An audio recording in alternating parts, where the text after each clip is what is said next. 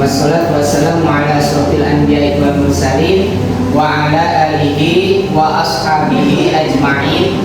Amma ba'du. Rabbi shrahli sadri wa yassirli amri wa hlul 'uqdatam min lisani yafqahu qawli. Allahumma anfa'na bima 'allamtana wa 'allimna ma yanfa'una. Alhamdulillah, Bapak, Ibu, terkhusus kepada Ibu Kepala Sekolah yang hari ini diwakili oleh Ibu Haja Dwi yang kami hormati, Bapak Ibu guru peserta desiminasi aksi nyata modul 1.4 yang alhamdulillah pada kesempatan ini bisa hadir bersama dalam kegiatan desiminasi ini. Puji dan syukur mari kita panjatkan kehadirat Allah Subhanahu wa Ta'ala atas berkat rahmat dan karunia-Nya kita bersama bisa berkumpul bersama, memenuhi undangan dari rekan kita Ibu Siti Asia. Ya, dalam hal ini beliau akan memaparkan aksi nyatanya pada modul 1.4 budaya positif. Budaya positif ya. Alhamdulillah, sebelum memulai kegiatan hari ini, mari kita buka kegiatan hari ini dengan membaca basmalah bersama-sama. Bismillahirrahmanirrahim. Nah, selanjutnya sebelum menginjak kesambutan dari kepala sekolah, kebetulan kepala sekolah hari ini sedang sakit, dirawat di rumah sakit. Kita doakan terlebih dahulu Ibu Kepala Sekolah, Ibu Vicky Hayati, SAG NPD, semoga penyakitnya bisa ala hadiniyah wa ala kulli niyatin shalihah bi barakatil Quran. Al-Fatihah. A'udzubillahi minasyaitonir rajim. Bismillahirrahmanirrahim. Alhamdulillahirabbil alamin. Ar-Rahmanir-Rahim. Maliki yaumiddin. Iyyaka nasta'in. Ihdinas siratal mustaqim. Siratal ladzina an'amta 'alaihim ghairil maghdubi 'alaihim waladdallin. Amin. Terima kasih, semoga Ibu Kepala Sekolah segera disembuhkan oleh Allah Subhanahu wa Ta'ala. Bapak Ibu, selanjutnya sambutan-sambutan yang insya Allah mewakili Ibu Kepala Sekolah akan disampaikan oleh Ibu Hajah Dwi. Kepada beliau dipersilakan.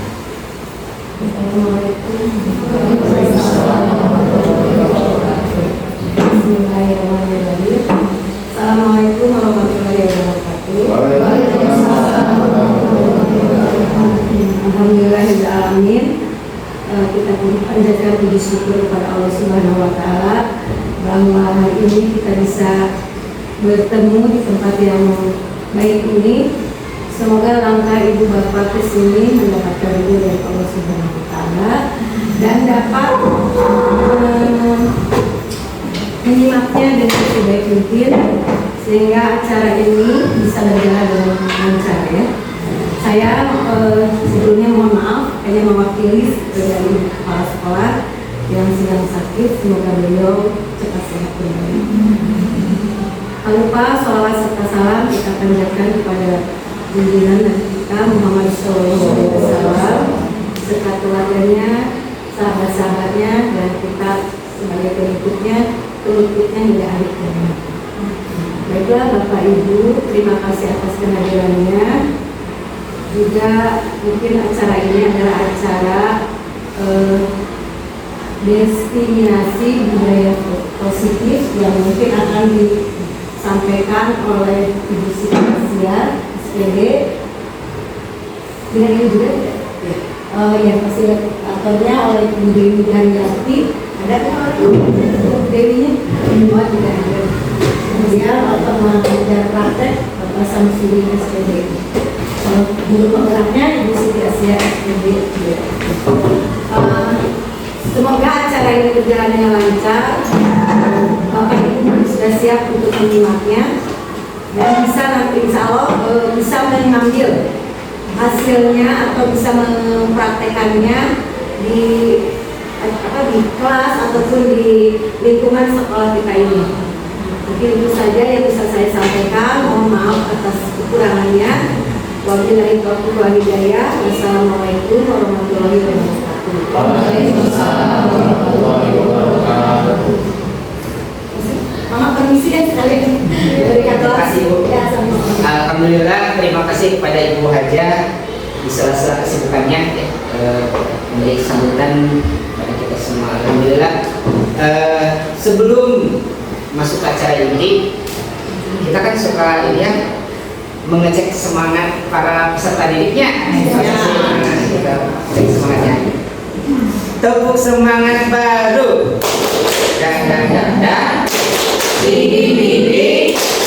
Dung. Dan. Ding. Dung.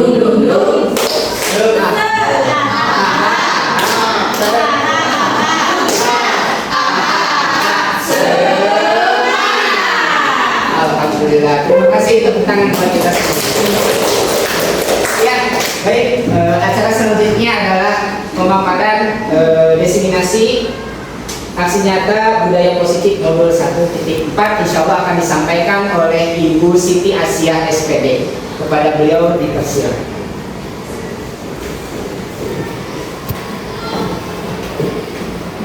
Assalamualaikum warahmatullahi wabarakatuh. Waalaikumsalam. Terima kasih kepada Bapak pembawa acara, Bapak Masdi yang telah memberikan kesempatan kepada saya untuk memaparkan tentang diseminasi budaya positif kali ini. Terima kasih kepada Bapak Ibu yang sudah menyempatkan hadir untuk kita berbagi ilmu. Walaupun mungkin ada yang sudah dan beberapa kali mendapatkan ilmu tentang budaya positif. Mudah-mudahan dengan bertambahnya dengan saya memberikan tambahan untuk budaya positif ini, ibu-ibu tambah, ibu dan bapak tambah tambah lebih paham dan bisa mengaplikasikan di sekolah kita ini. Terima kasih ya ibu bapak. Biar tidak tegang, coba ibu dan bapak silahkan berdiri saling berhadapan ya.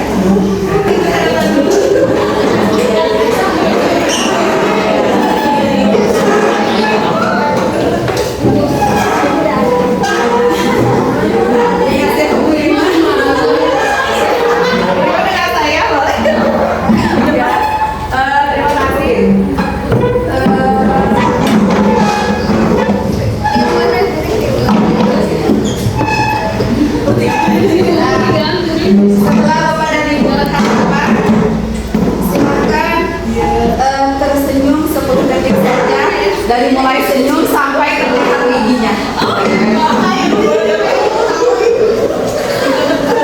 Ada temannya ya. Dari senyum manis sampai senyum mengembang. Sampai anak silakan ya. Terima kasih sudah silakan senyumnya ya disigari. Ya terima kasih, silakan duduk kembali Bapak Ibu.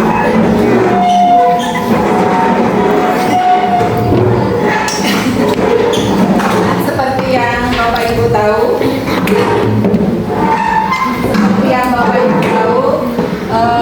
tentang budaya positif itu banyak sekali ya.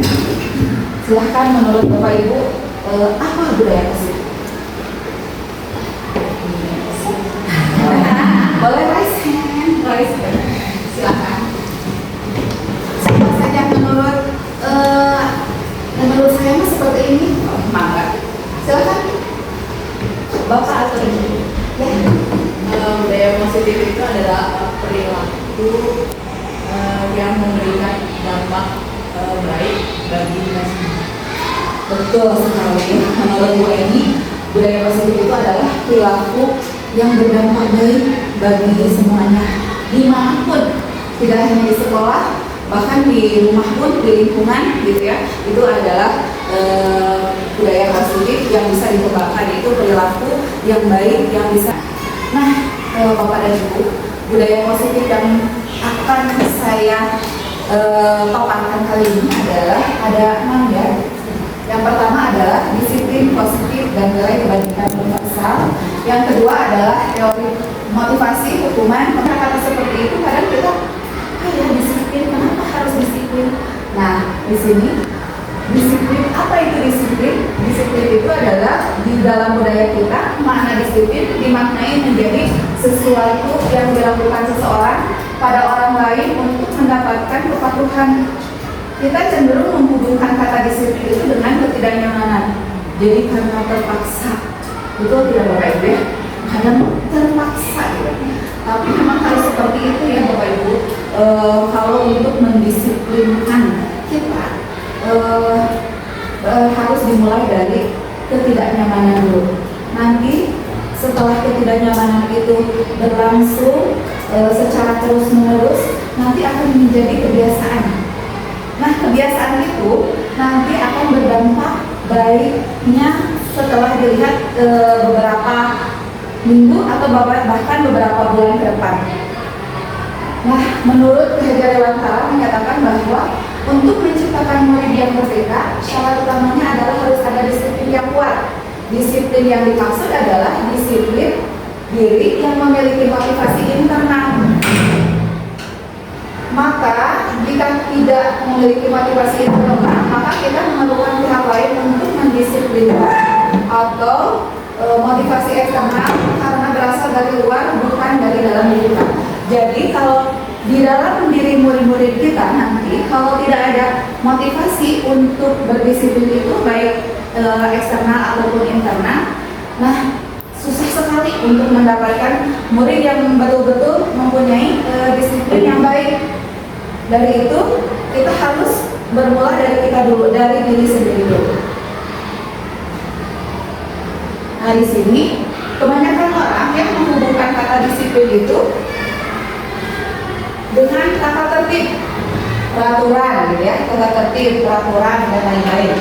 Nah, di sini juga makna dari kata disiplin ini dimaknai yaitu sesuatu yang dilakukan seseorang seperti yang tadi ya pada orang lain untuk mendapatkan kepatuhan.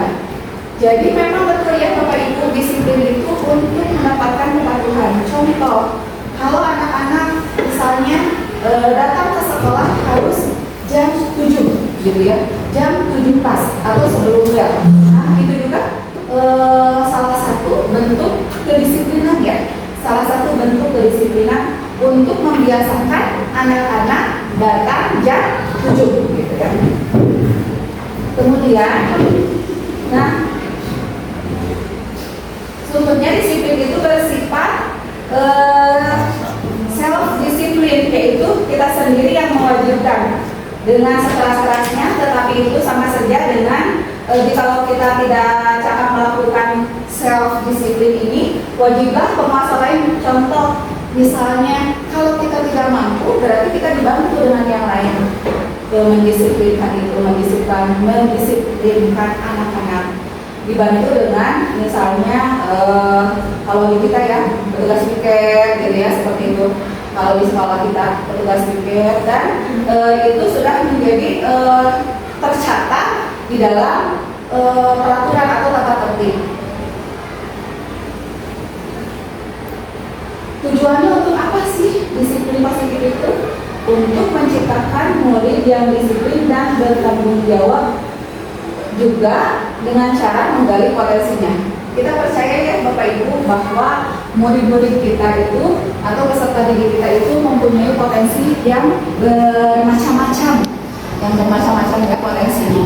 Nah, tujuan disiplin itu diantaranya adalah untuk menciptakan murid yang bertanggung jawab dan bisa mengeluarkan atau menggali potensi dalam dirinya. Nah, dari sini sudah terpikirkannya Bapak Ibu apa disiplin dan bagaimana disiplin. Bagaimana kita harus menularkan atau mencontohkan kepada anak-anak tentang disiplin itu ya. Nah, indah sekali bukan pemikiran tentang konsep disiplin di atas.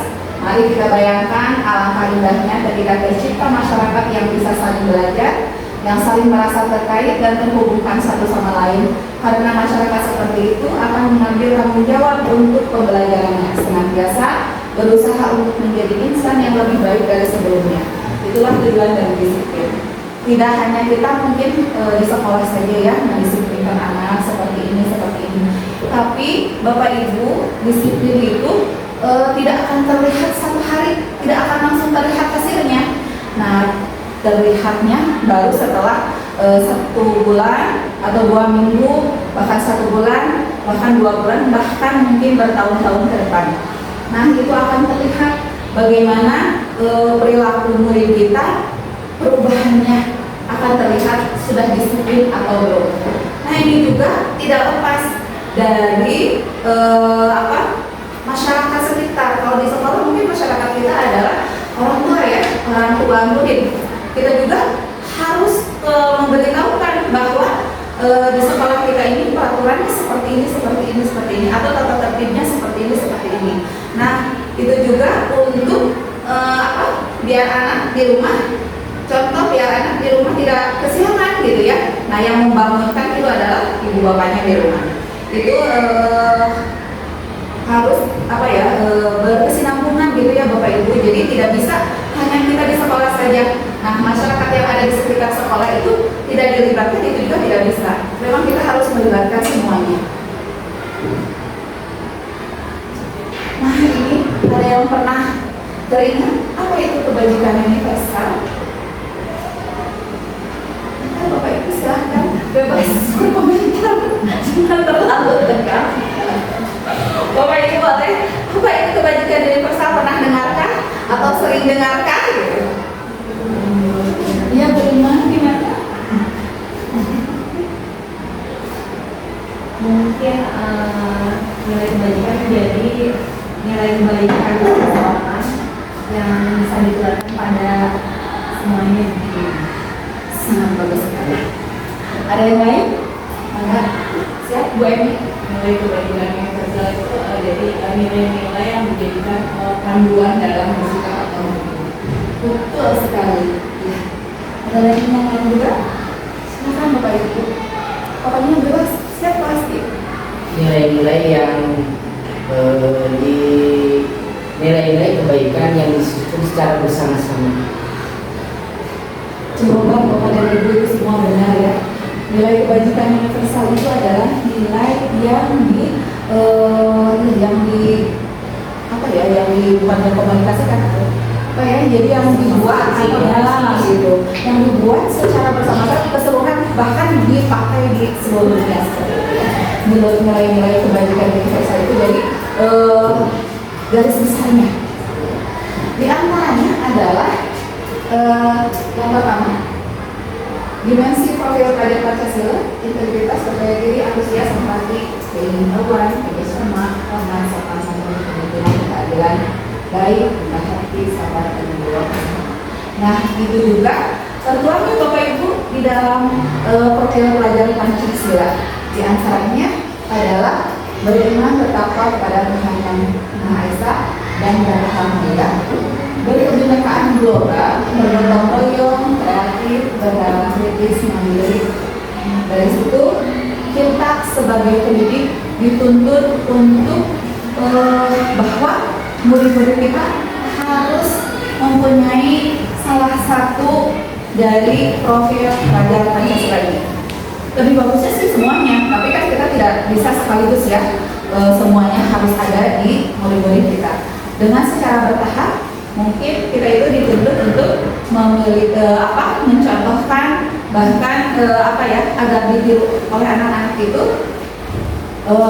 profil pelajar Pancasila ini. Diantaranya beriman, berarti rajin sholat dan sebagainya, untuk agama Muslim, bahkan berbagi dan lain sebagainya.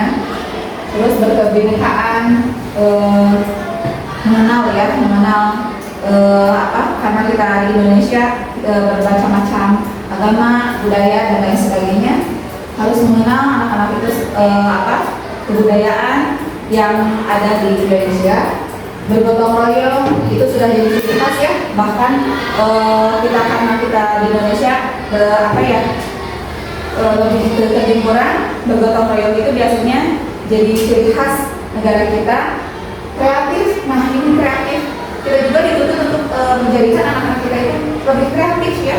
Jadi tidak hanya meniru saja gitu, tetapi menciptakan apapun yang ada di benak anak menjadi bermanfaat. Kemudian benar kritis. Nah, jadi anak-anak tidak hanya diberikan oleh kita, bahkan anak-anak juga bisa mencari sendiri ya sumber apa yang diperlukan oleh anak tersebut. Pelajaran, kalau kita di kelas mungkin pelajaran apa yang menunjang agar anak tersebut mengerti dan paham gitu.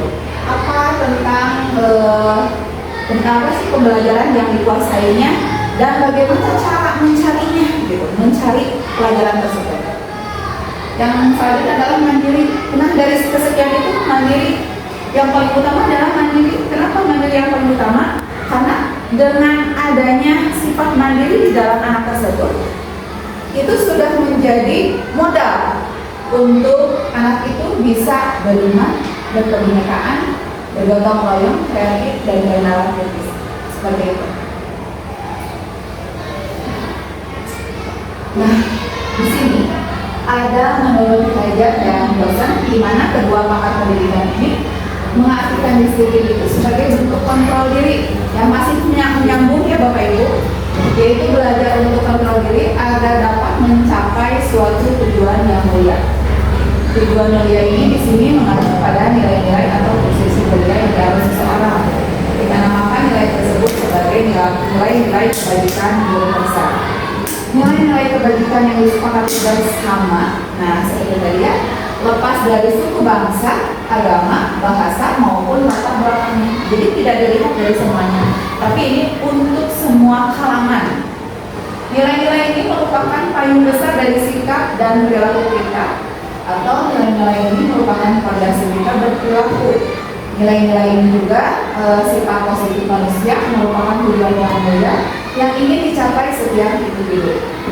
Seperti yang dikemukakan oleh Glaser pada teori pengetahuan itu menyatakan bahwa setiap perbuatan memiliki suatu tujuan. Dan selanjutnya menurut dosen itu adalah mengungkapkan bahwa dengan menaikkannya nilai-nilai kebajikan yang diyakini seseorang, maka motivasi intrinsiknya akan terbangun sehingga menggerakkan motivasi dari dalam untuk mencapai tujuan yang mulia yang diinginkan. Seperti itu ya Bapak Ibu. Jadi memang kita itu semakin gagal ya untuk memunculkan nilai intrinsik dari dalam diri murid-murid kita. Jadi harus dimotivasi, harus distimulus anak-anak kita dengan perilaku kita atau apa yang kita perbuat, apa yang anak-anak lihat. Nah, itu akan menjadi motivasi di dalam diri anak-anak tersebut untuk melakukan nilai-nilai kebajikan tersebut agar tercapai nilai-nilai kebajikan yang kita tanamkan untuk anak-anak itu. Nah, di sini juga ya, kalau di murid itu mungkin akan timbul atau akan muncul nilai seperti toleransi, rasa hormat, integritas, mandiri, menghargai, antusias, empati. Nah, sekarang ini anak-anak saya rasa di empati itu agak kurang ya, empatinya kurang.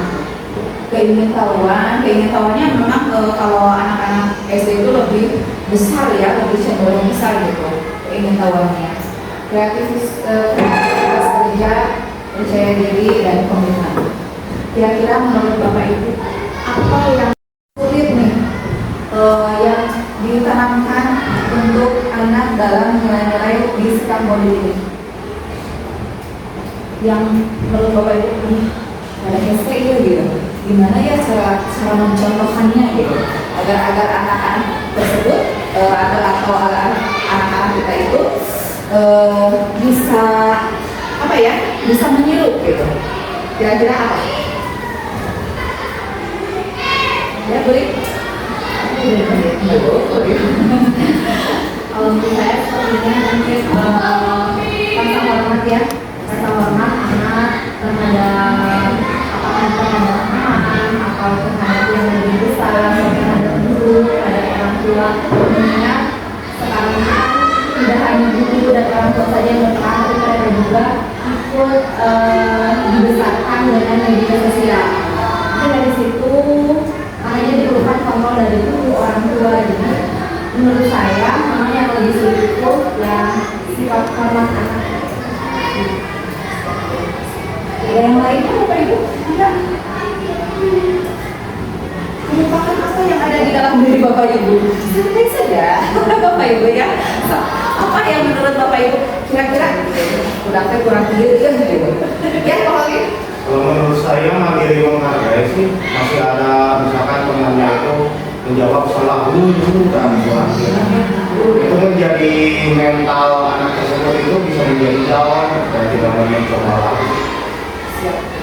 Menurut Bu Lima dari rasa hormat ya. Betul Bapak Ibu ya, rasa hormat di kalangan anak-anak kita ini memang menurun drastis gitu, daripada mungkin zaman saya dulu gitu. Nah sekarang lempeng baik gitu ya, udah kayak ayah dua lempengnya gitu ya.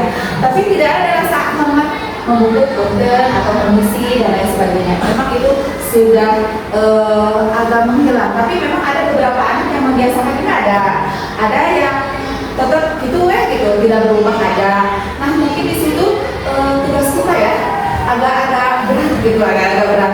Jadi memang betul-betul harus itu ya caranya. Memang kita sebagai guru kan harus berotak nih agar si anaknya mau gitu ya, mau minimal lah di lingkungan sekolah dulu saling menghargai, menghormati, menghargai itu bagaimana ke atasnya ke kelas yang lebih tinggi ataupun menyayangi adik-adiknya kepada kelas yang lebih rendah.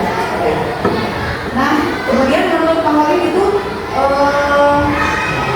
sendiri ya, menghargai juga sama ya tadi. Oh iya di kelas masih ada kadang ya kalau anak salah gitu ya, itu memang tidak bisa dicegah gitu. Tetapi sedikit-sedikit kita beri pemahaman bahwa mungkin tidak seperti itu.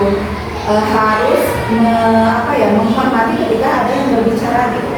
Ketika ada teman kamu yang berbicara ke depan ataupun di bangku gitu, ketika mengemukakan pendapatnya apapun itu, baik sekolah ataupun tidak, baik tepat ataupun tidak, tetap kita harus saling menghargai. Seperti itu mungkin Bapak Ibu ya.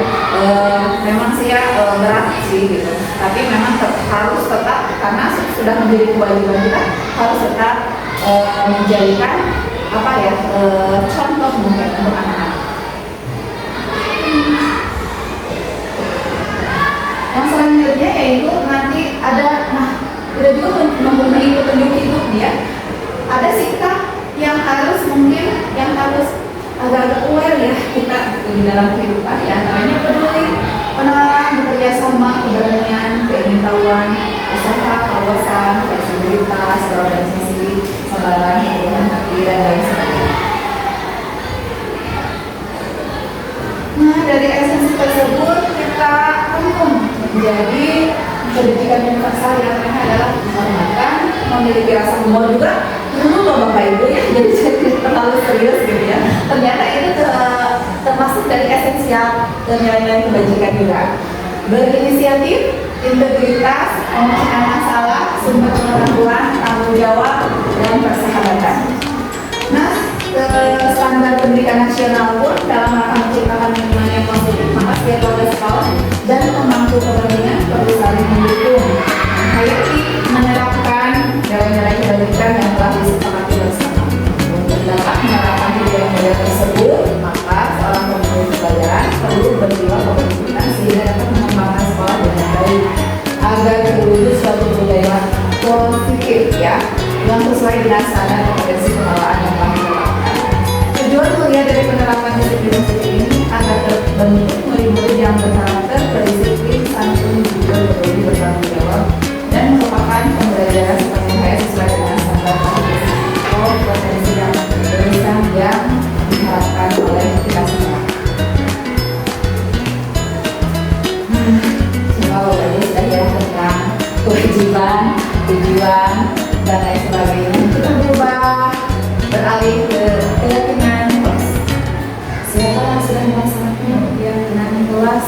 kelas Bapak Ibu? Ayo, siapakah? Coba. Siap terima, Bu Nurul, Fanya, Bu Odi, Bu Eni, pasti, Bu Cynthia, Bu Ewin, Bu Erwin juga, bahkan Bu Indri juga, semuanya. Semuanya sudah alhamdulillah ya. Kira-kira mengapa keyakinan kelas? Mengapa tidak peraturan kelas saja? Siap Bu Nurul. Kalau aturan kelas maka mungkin kita saja bisa membuatnya ya. Tapi kalau misalnya keyakinan kelas itu aturan yang sudah disepakati bersama murid. Jadi tidak hanya guru saja yang beraturan, tapi murid-murid. Kadang kita bertanya dulu nih, anak-anak mau kesepakatan kelasnya seperti apa, ditanya dulu. Seperti ya, anak menulis bersama-sama. Nanti misalnya kita menentukan di depan, nanti kita sepakati bersama-sama. Jadi seperti itu. Ada lagi, Bapak Ibu? Oke, lalu yang kedua, mengapa adanya keyakinan kelas penting untuk terbentuknya sebuah budaya positif? Ibu Cynthia? Ya, menurut saya, mengapa adanya keyakinan kelas penting untuk terbentuknya sebuah budaya positif? Itu sangat penting ya, karena kita ini kan apa ya, mendidik anak yang dari mungkin harus dari segi mungkin kita harus menanamkan budaya positif agar mungkin nanti kedepannya terpakai Positif ya. Yang ketiganya, bagaimana mewujudkan sebuah keyakinan kelas yang efektif? Wendy?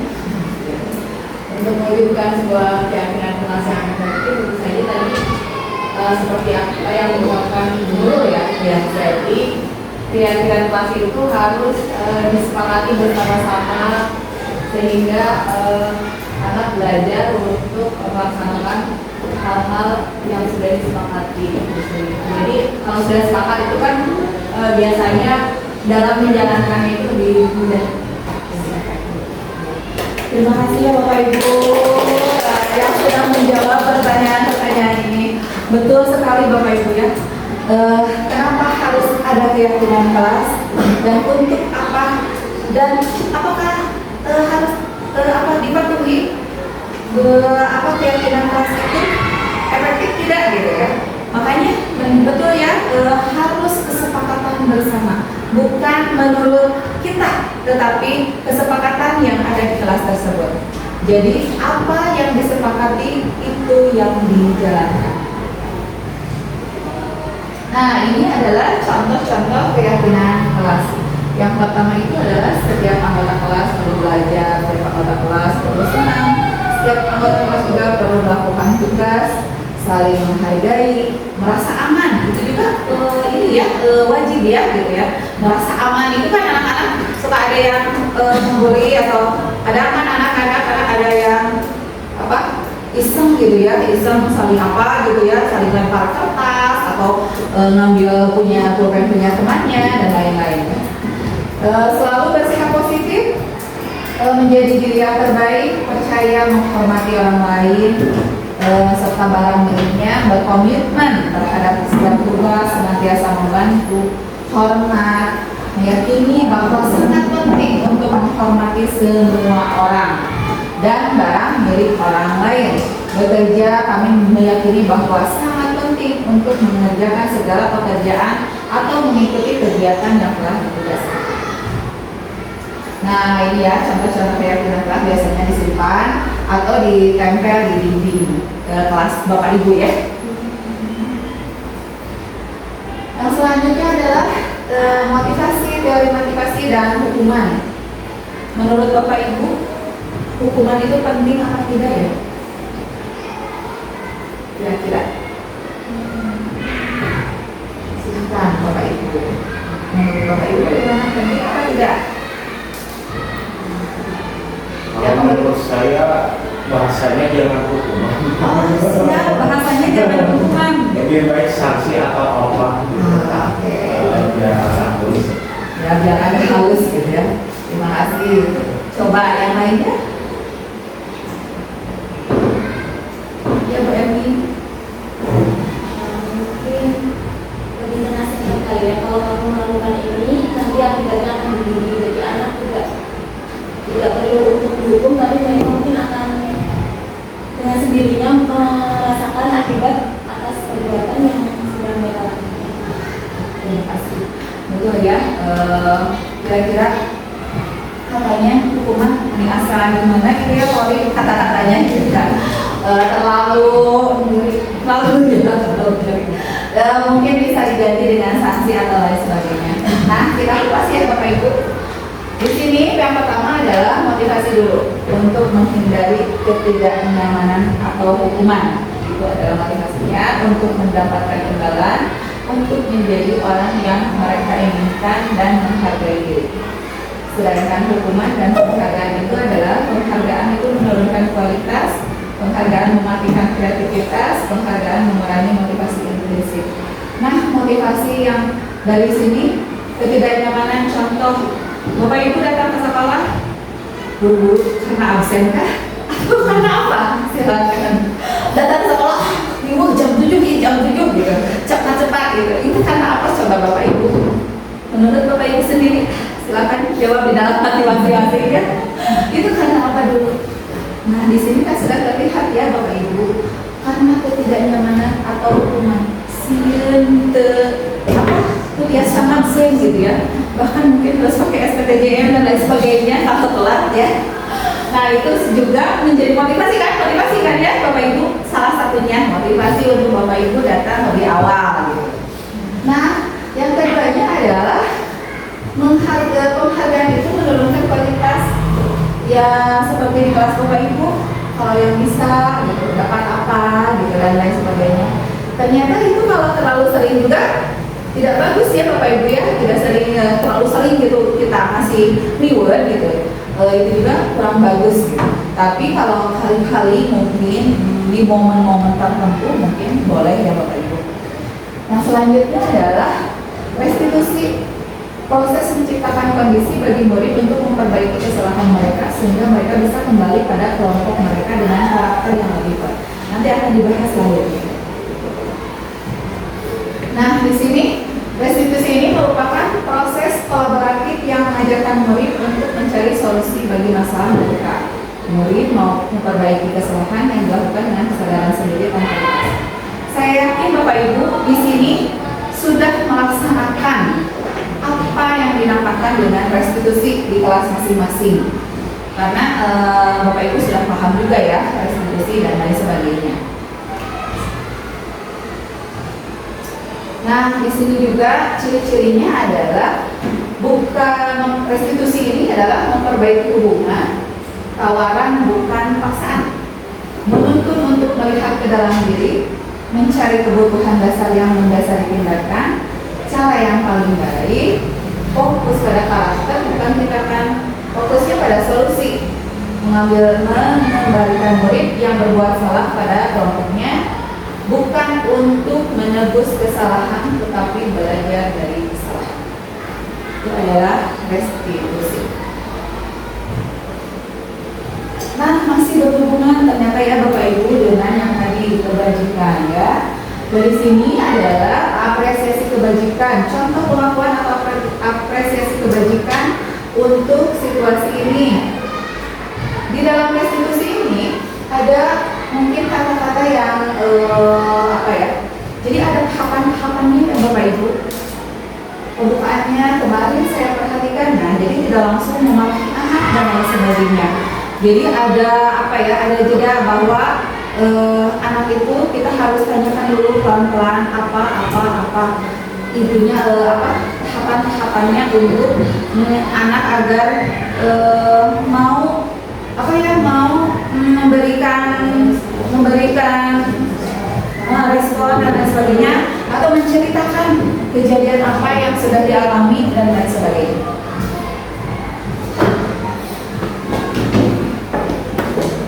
Nah, di sini Tidak terlepas juga kebutuhan manusia di sini ya.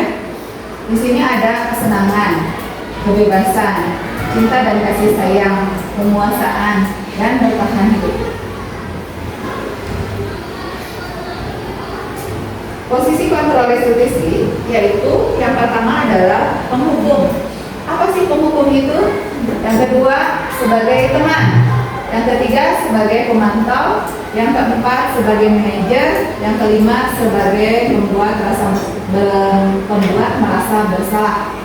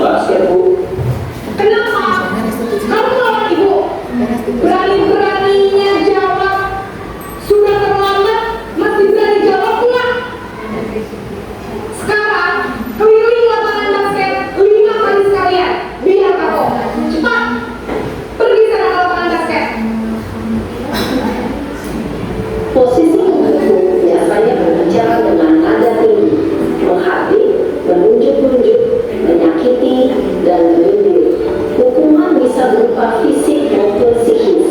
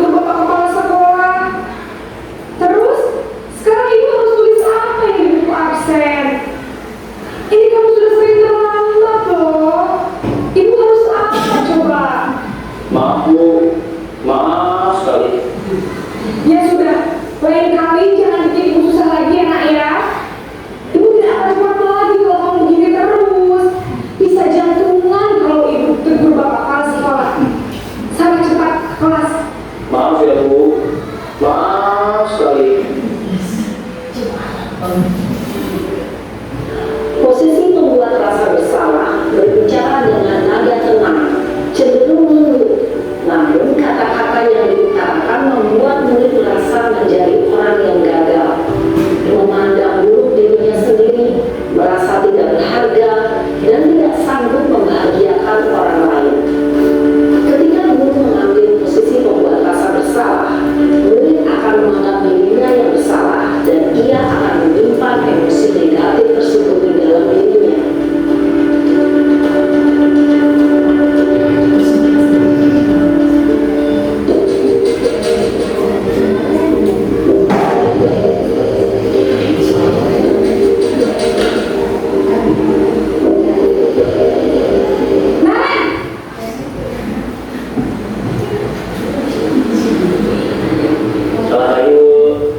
Wah, sudah jam berapa ini, Nak? Terlambat lagi ya, sayang. Iya Bu, habis ibu saya lupa bangunkan saya Bu. Kamu malah menyalahkan ibu kamu. Kamu bukannya anak yang larinya paling kencang. Kok terlambat sih? Iya Bu, saya memang terlambat bangun tadi. Jadi biarpun saya lari kencang, tetap gak kekejar Bu. Ya sudah sana, nanti lain kali larinya lebih kencang lagi ya. Biar gak terlambat lagi. Bikin seneng ibu, demi ibu. Bisa kan? Bisa Bu. Ya sudah sana masuk kelas. Ibu beresin urusan absen kamu. Kamu ini ada-ada saja. Dalam posisi teman, guru berbicara dengan nada suara ramah, akrab, cenderung bersenda gurau untuk menjaga suasana tetap santai. Murid akan merasa senang, aman, dan akrab dengan guru. Identitas yang tercipta adalah identitas sukses atau berhasil. Namun, perlu diingat, karena ini masih dorongan eksternal, maka ada faktor ketergantungan dari murid kepada orang tertentu. Di sini, guru absennya, sehingga di lain waktu, murid bisa berperilaku baik, namun hanya kepada orang-orang tertentu saja.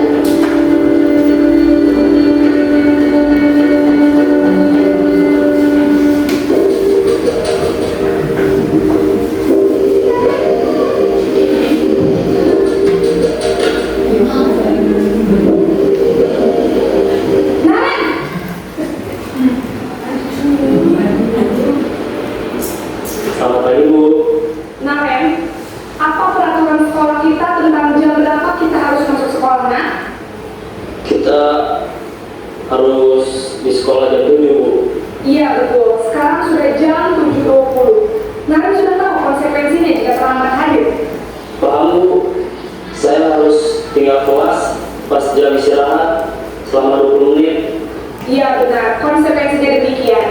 Jadi nanti jam 9.30 pas istirahat, kamu harus tinggal di kelas, kerjakan tugas tambahan untuk ketertinggalan kamu, ya? Baik Bu. Posisi pemantau mengandalkan penghitungan atau data untuk mengontrol murid. Guru mengarahkan murid berdasarkan peraturan dan konsekuensi. Seorang pemantau menunjukkan bahasa tubuh dan ekspresi wajah yang datar dan cenderung formal.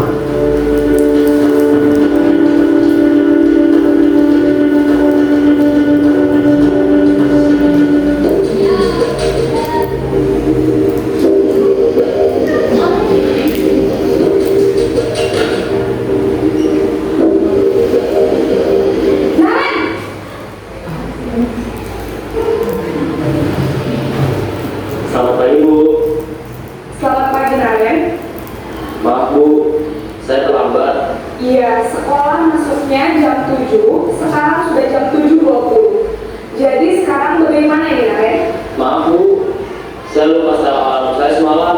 Baiklah, menurut kamu, keyakinan sekolah yang mana yang perlu kamu tingkatkan? Menghargai diri sendiri dan orang lain mungkin ya Bu. Setuju. Jadi, apakah Naren meyakini prinsip saling menghormati tersebut? Iya Bu, saya meyakininya. Apakah Naren bersedia memperbaiki masalah keterlambatan ini? Bersedia Bu. Bagaimana kamu akan memperbaiki masalah keterlambatan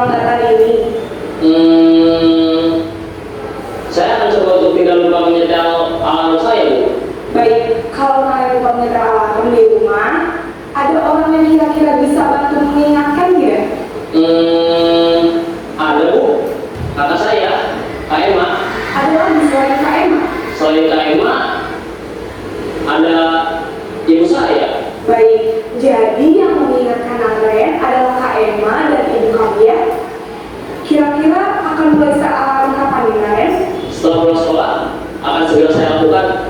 Baik, jadi Naren akan setel alarm untuk bangun besok pagi dan akan diingatkan oleh kakak dan ibunda Naren ya. Ada lagi yang mungkin perlu dilakukan Naren agar tidak terlambat bangun lagi? Tidak ada Bu. Baik Naren, terima kasih untuk kerjasama kamu. Sekarang kamu perlu kembali ke kelas untuk belajar. Baik Bu, terima kasih. Posisi manajer adalah posisi kontrol, disarankan untuk membimbing murid memiliki sikap disiplin yang positif, yaitu murid yang Anak juga sama, dia tidak akan membangun unsur disiplin dalam anak. Jadi anak tahu kesalahannya, bagaimana cara dia untuk memperbaikinya. Jadi memang setelah saya melihat video yang paling cocok dan ideal memang posisi manajer. Terima kasih ya. Memang betul Bapak Ibu, posisi manajer itu memang betul-betul yang disarankan. Tapi kadang-kadangnya kita juga harus melihat situasinya. Kita di situ situasinya sebagai apa dulu dan permasalahannya sebagai apa. Nanti kita akan bisa, saya harus sebagai ini, gitu. Berarti pas mendengar apa permasalahan si anak. Nah di sini memang restitusi segitiga itu dilihat gitu ya, harus dilakukan seperti menstabilkan identitas. Kemudian dari situ kita tahu bahwa kesalahan anak itu ada di mana.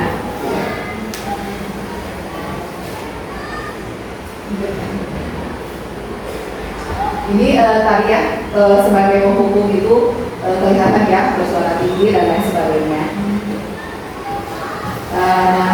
Pembuat merasa bersalah juga ada yang suara nadanya juga sudah beda ya.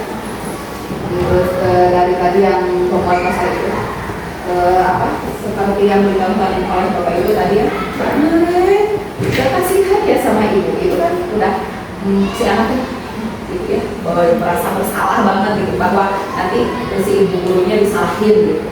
Kemudian yang sebagai teman, nah itu kita mungkin harus lihat dulu sebagai apa dulu permasalahannya bagaimana. Itu mungkin sebagai teman harus dilihat dulu permasalahannya, baru kita memposisikan dirinya di situ sebagai teman atau sebagai pemantau atau sebagai manajer juga.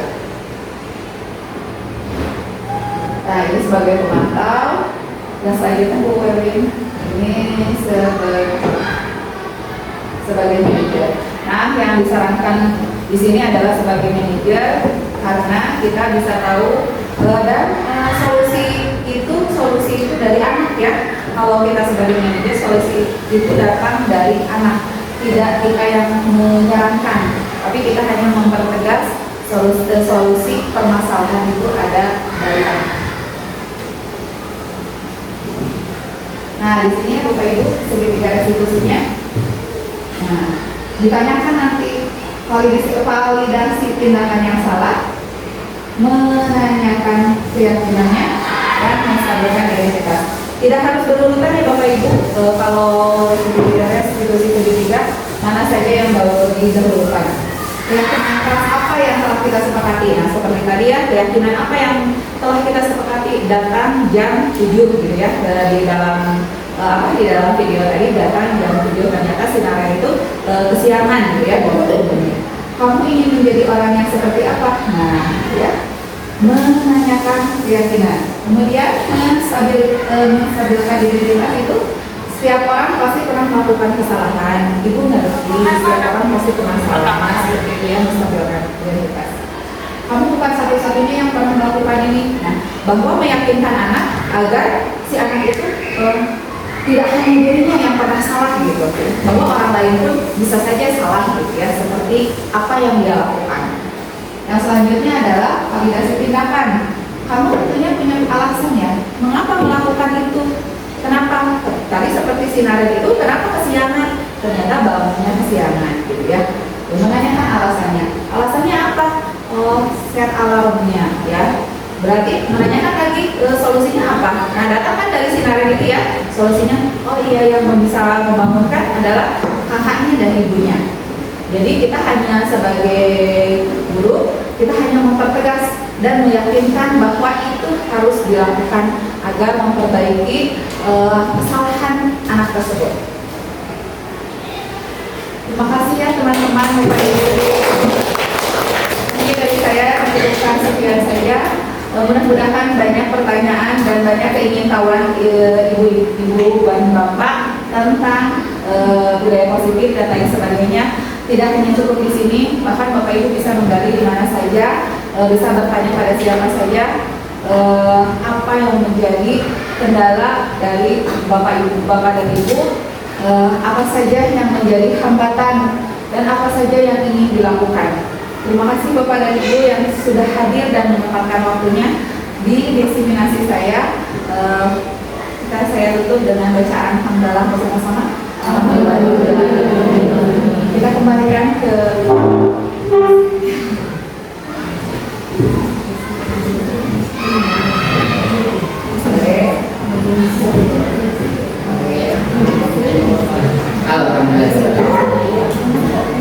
Beri aplaus buat saya sudah mencerahkan kita semua, memberikan budaya positif kepada kita semua ya. Mungkin ada beberapa hal yang sudah dilakukan dan mungkin ada beberapa hal yang harus kita tingkatkan ya. Alhamdulillah. Mulai dari keyakinan kelas, mulai dari memposisikan kita sebagai apa ya kepada anak didik kita. Selanjutnya ada sesi tanya jawab. Mangga dilihaya barangkali mungkin ada yang mau ditanyakan dari Bapak Ibu atau ada yang mau disampaikan. Saran dan kritik atau apa? Mangga. Bu Imam mungkin.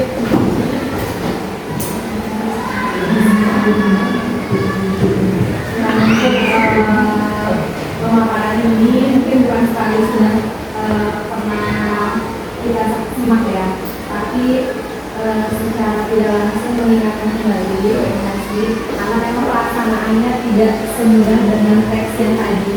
Kita belajar bertahap, tapi di sini kita ada cara kembali, diingatkan kembali bagaimana cara kita menghadapi anak saat anak membuat kesalahan, kesalahan memang harus sama-sama anak laksanakan sebagai upaya untuk membangun unsur-unsur prinsip dia dalam melakukan budaya positif. Luar biasa. Terima kasih luar biasa. Intinya saran atau pesan yang mungkin ada yang lain? Ya, kalau tidak ada, alhamdulillah kegiatan ini telah selesai. Kita ucapkan alhamdulillah bersama-sama. Alhamdulillah. Terima kasih kepada Ibu Siti Asia yang telah mencerahkan kita, yang telah mengingatkan kita sebagai pendidik, sebagai seorang pendidik ya, yang berusaha menjadi seorang pendidik yang profesional ya. Amin. Ya. Kita tutup. Saya sebagai MC mohon maaf apabila banyak kesalahannya, ada kata-kata yang tidak berkenan